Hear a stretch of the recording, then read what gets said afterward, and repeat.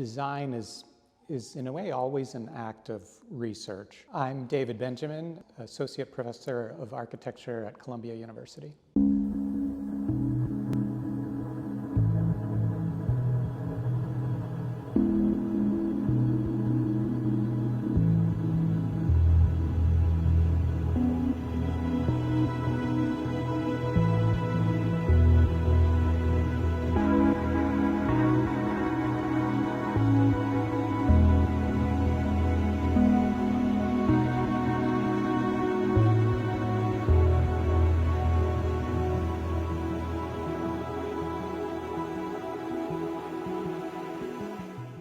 In my work, I try to combine research and practice together in a kind of ecosystem or positive feedback cycle. And one of the things that we've been thinking about is how natural systems can combine with human-made and technological systems in order to address some of the problems and challenges of our time. One example of this is in the realm of materials, where we're thinking a lot about what kinds of materials can draw on processes that are already part of nature and create building blocks for the buildings and cities of the future in a way that is decarbonized or carbon negative. So one example of that is taking agricultural waste, so the byproduct of agriculture, not the high value part of agriculture that can be used for food, but just the leftover parts, such as chopped up corn stalks or rice straw, and combining that with a living organism called mycelium, which is growing and living.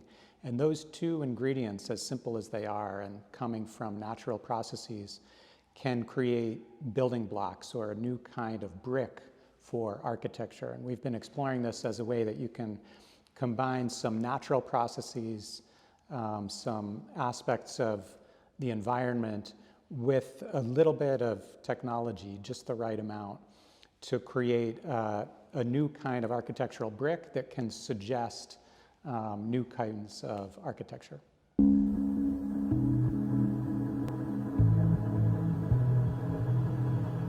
The future, in a way, I think at this point is uncertain, and the conditions of the future, I think, are unstable, and we're seeing more and more of that in the last few years with a variety of things, with the environment, with politics, with social systems, and I think what it really calls for is a way of looking for bringing together many different flows and systems and cycles in a way that we're not just trying to address a single problem with a single solution, or a single thing like a material just by looking at its ingredients. It's also important to look at where the raw materials come from, what is the kind of labor involved, how does it relate to performance in a building, but also tradition and cultural value. So looking at things holistically and interconnected. It's really hard to design for a moving target, or for an unknowable conditions in the future. One of the things we've been thinking about a lot is design for change over time. Knowing that we might be able to design for 1 year from now and know kind of through a project brief or through some of our own research or thinking what we might be trying to achieve in 1 year. But we also know that any act of architecture, almost any act of design, lives over time. So how do we think about what things might be like in 5 years or 10 years or 100 years? And things become less knowable, obviously. So one potential approach is to design physical things like architecture, other aspects of design, that are designed to deliberately change over time, or at least with time in mind. So can you design a building that's flexible to change to different uses over time? Can you design material systems that take into account that we know that they'll age over time and they might need maintenance or repair, or maybe they're designed deliberately to be taken apart and put back together. I think also acknowledging that design for change over time is going to require multiple authors. So it really challenges this idea of complete control of the architect or the designer over every aspect of an object or a design. I think it's relevant to think that, since buildings themselves are dynamic systems rather than static objects, acknowledging that they're going to be worked on and changed both by the users and other designers in the future, and admitting that, giving up some of the control and sole authorship, I think that's an interesting step in the direction of the unknowable future. In a way, a humbling idea, that we can't control everything, and that some things are possibly even beyond our knowledge and understanding. And it's not easy. There's no single formula in my mind for how to deal with this, but maybe that approach, that framework, that way of thinking, would allow us to design in a different way.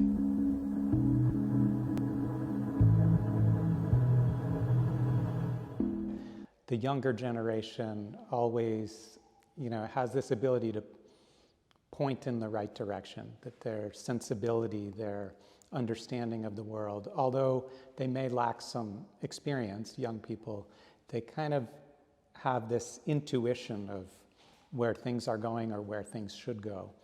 That's one of the reasons that I really like working with students, working with young people, inviting them into the process of design or research. And in that way, I think in addition that design is in a way always an act of research. And so there's a way that things can start with an idea, with an exploration, maybe with students, maybe in a class, maybe in a collective project. And then insights from that research can lead to directions that maybe warrant further exploration, or that might make sense in a bigger project with a bigger budget and a schedule and a client. And I think having that kind of practice and process where ideas can be explored and nurtured in an open-ended way, but then sometimes taken forward more thoroughly, a way of doing a kind of broad exploration, but then sometimes like a kind of deep practice of investigation. I think that works really well. And that in that way, the work from school and in more of a research-based process and exploration, I think can fit really well and in some ways seamlessly with a single project with a schedule and a budget that is moving forward with a lot of practical concerns.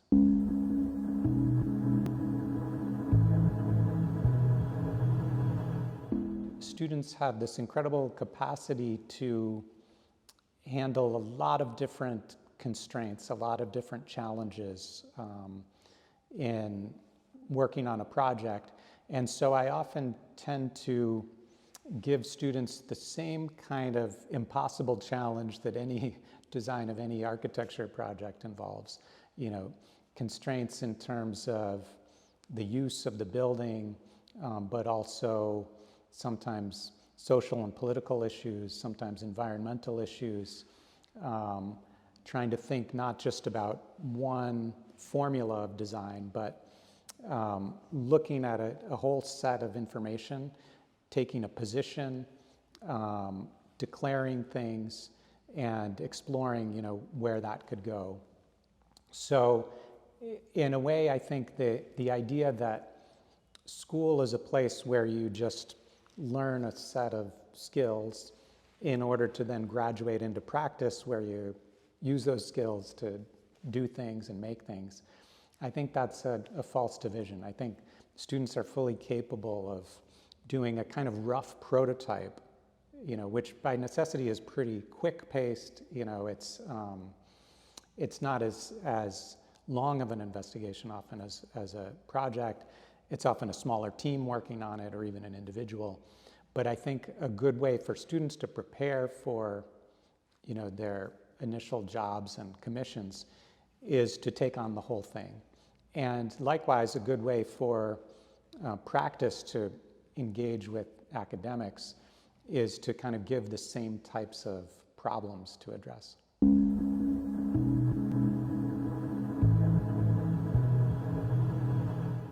We're here now as part of Columbia University Graduate School of Architecture, Planning, and Preservation. And we are traveling as part of a travel grant that allows students in their last semester to travel as part of their research and their final design studio. We've come to India in part to think about construction materials and sustainability. And even more specifically, we're looking at ways that we might take the waste of one system, for example, the waste of agriculture, and try to make something useful for construction out of that waste. India is just one of many places where this is a really interesting possibility. And more specifically, we're looking at the way we could take rice straw, the leftovers from growing rice, which is typically thought of as a burden. It has to be disposed of quickly. It's sometimes burned because that's the cheapest way to get rid of it. And sometimes, as we understand it, farms will pay money to get rid of that waste. But we think that rice straw could actually be a resource, that the farms could get paid money by the process of using that agricultural waste to make something valuable, like a new kind of brick. In a way, India's agricultural practice is a little bit similar to California's agricultural practices in growing these crops, sometimes disposing of the waste through burning or otherwise just trying to get rid of it. And we're looking in both contexts at taking that and making a valuable resource. It's also part of my thinking that at the exact same time that we need to decarbonize our world, we need to remove the carbon emissions from architecture. At that exact same time, in those 30 years that we have to aim to get to net zero carbon, we're also going to see an explosion in construction. By some estimates, we're going to need to take all of the square feet that exist today and double it in the next 30 years. And that will mean the construction of a New York City's worth of buildings every month for 30 years. Or, to put it differently, 13,000 buildings will be constructed every day for 30 years. So that's 13,000 buildings today, 13,000 tomorrow, et cetera. And one of the things that's, I think, really important is to consider how we're going to decarbonize architecture at the exact same time that we're increasing the amount of architecture that we're building. And in that sense, a place like India, which has such an interesting explosion of construction, will soon be the world's largest construction market. It's going to be interesting to see what kinds of materials and what kind of low carbon strategies this setting can have. And I think it's particularly important, not only for a country that's growing and but also for its relationship to the global carbon problem. Very complex issues, but I think something that's important to think about.